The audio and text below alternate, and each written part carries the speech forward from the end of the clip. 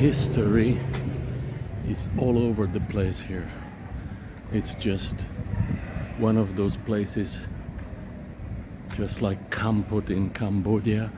But one thing I really like, that in recent years they've decided to restore these old colonial buildings built by the British, and they make cafes or hotels out of them, and it's just so lovely to see.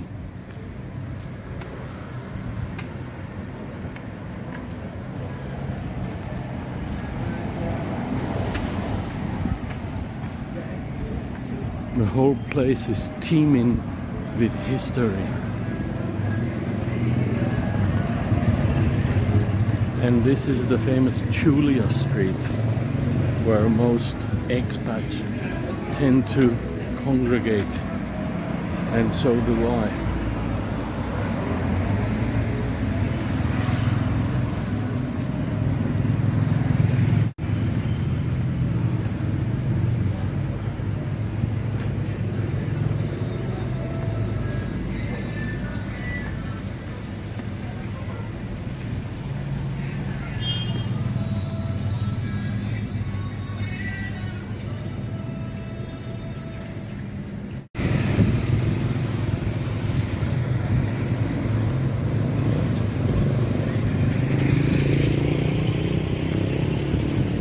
Visitor's paradise.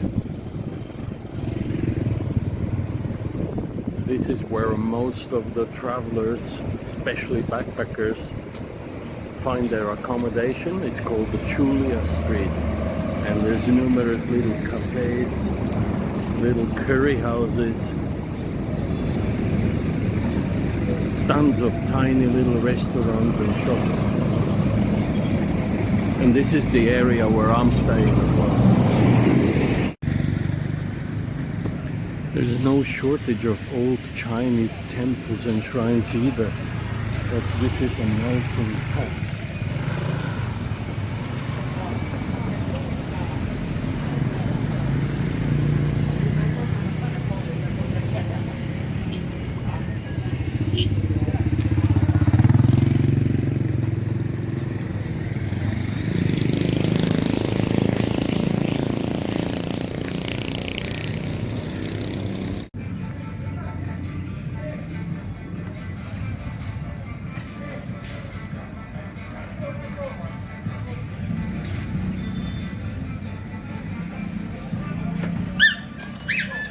We are approaching India Town. Always cheerful, always music, and always a lot of activity. How Indian people are very cheerful. They like their atmosphere, and you can feel it even here. The Indians came here along with the British, and they all stayed here while the British had left.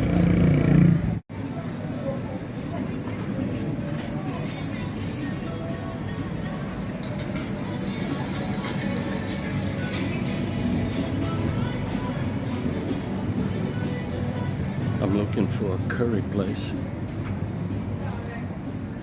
So every time I come to Georgetown, I usually have it for breakfast, lunch and dinner.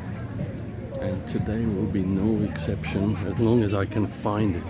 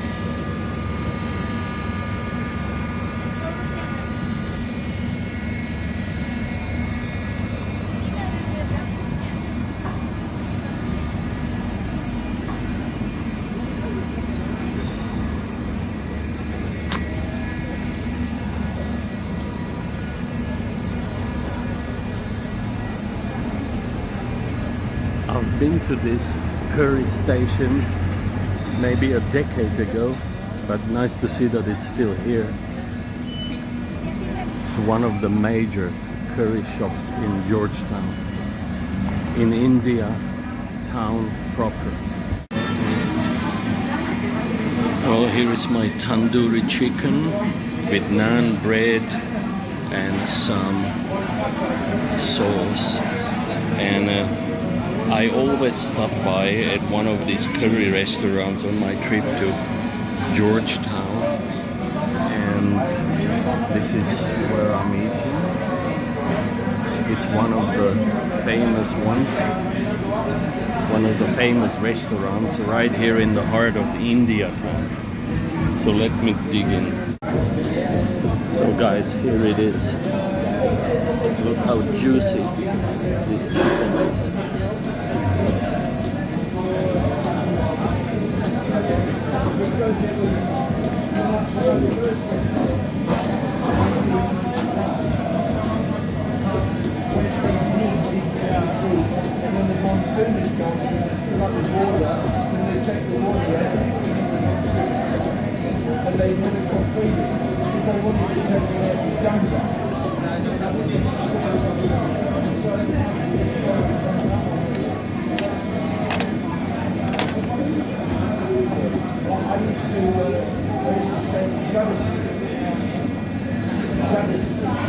Yummy.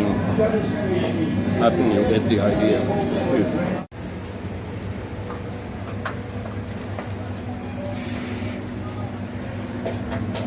I'm at an Indian shop, and as expected, they've got all the spices in the world.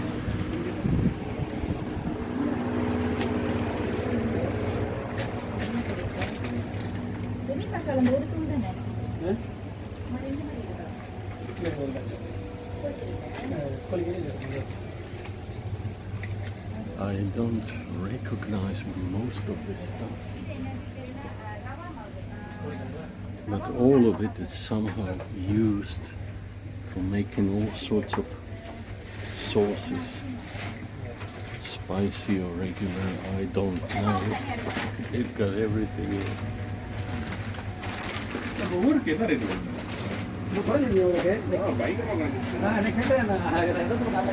Well, this is a full-blown Indian quarter of town, and it just feels as if you were in India. Check out all these curry powders.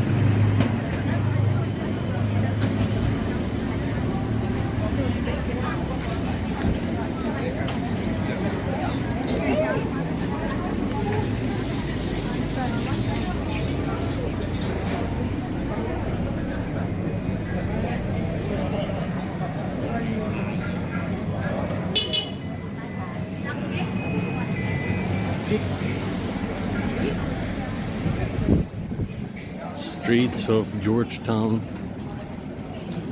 after dark. Very lively.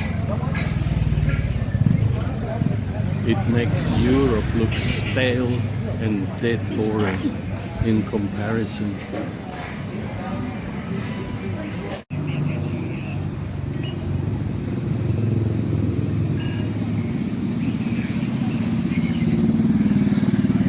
An interesting contrast between this new tower and these lovely old houses and little restaurants, which they had been turned into, rightly so.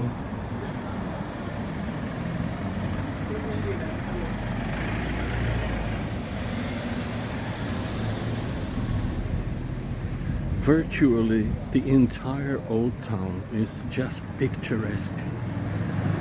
Mixture of Chinese, British and Malay culture all over the place. It has a very nice atmosphere in the evening.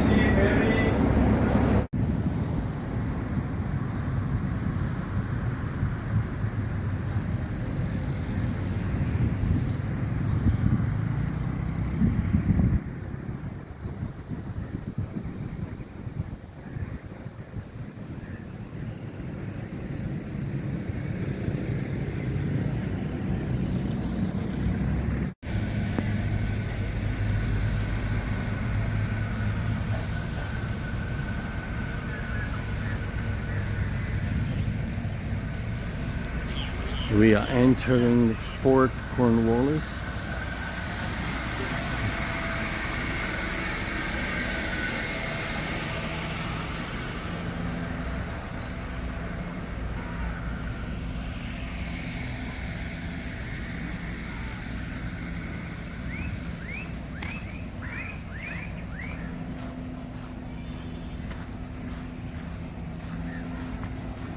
There's some renovation going on, but you get the idea what this fortress was all about when it was first built. Here is the floor plan of the fortress, and you can see these cannons facing the sea, so that'll be of most interest to me, so let's go there.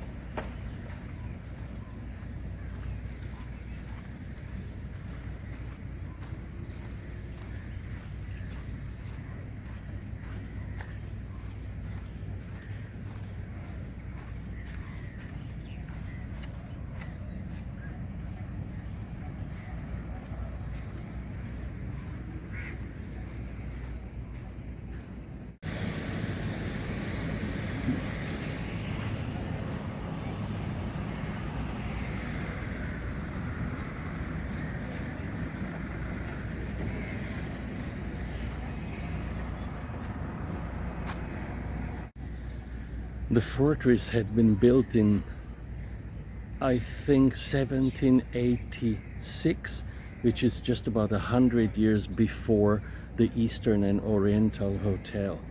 And it is the largest and oldest fortress in all of Malaysia. And interestingly, no one ever attacked this fortress, so it never has been actually put to its original use. Most of the cannons are facing the sea to keep the pirates away, to keep the French and the Dutch away.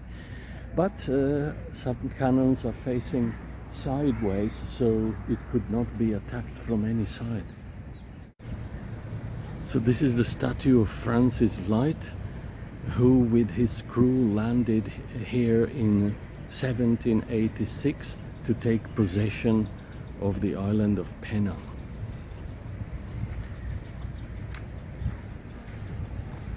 And the fortress had been built and named after Earl Cornwallis, who was then governor of the province of Bengal. So there is the clock tower behind. This is where the British landed 238 years ago, and this is from where the town of Georgetown had steadily grown. Just an interesting piece of history. And there is the Francis Lighthouse.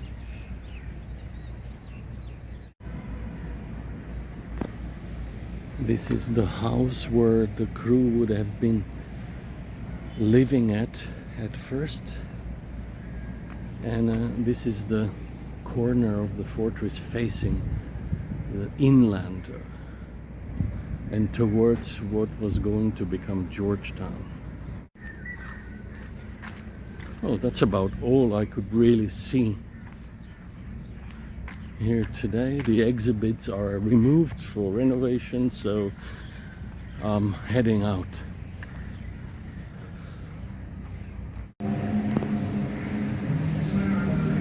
A coffee pit stop at this lovely cafe.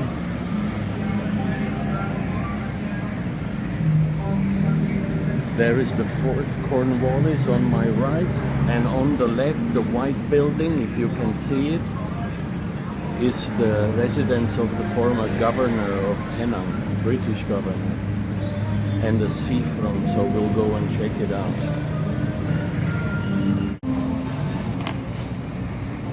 Yeah, it's time for coffee. It's only about like 9:30 a.m. now.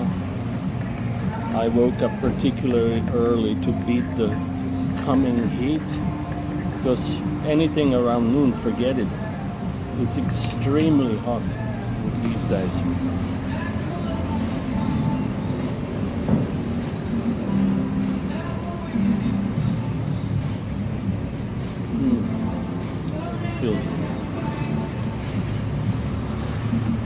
Well, Georgetown is full of amazing old buildings and old British architecture. The fort, the governor's residence, the Eastern and Oriental Hotel. It's almost like you are, the old town is like you are walking through a living museum. Definitely worth popping in, I think.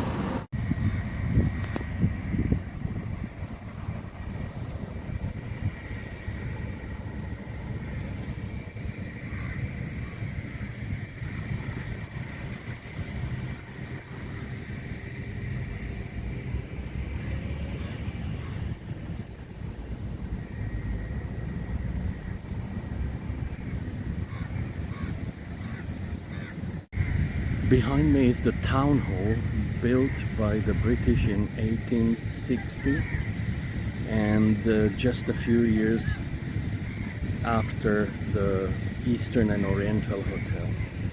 And it's located right at the waterfront and just next to the Fort Cornwallis. It must have been quite amazing living here back 150 years ago, what this place must have looked like. But it's just nice to be able to be among the testaments of time and walking around.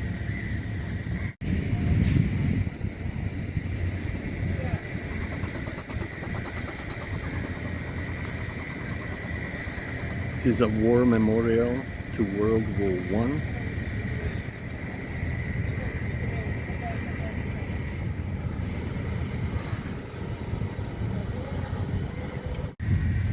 So guys, I have been all around this town and pretty much walked across everywhere as much as I could, and I think this will be it from the island of Penang, from Georgetown. See you next time. Bye.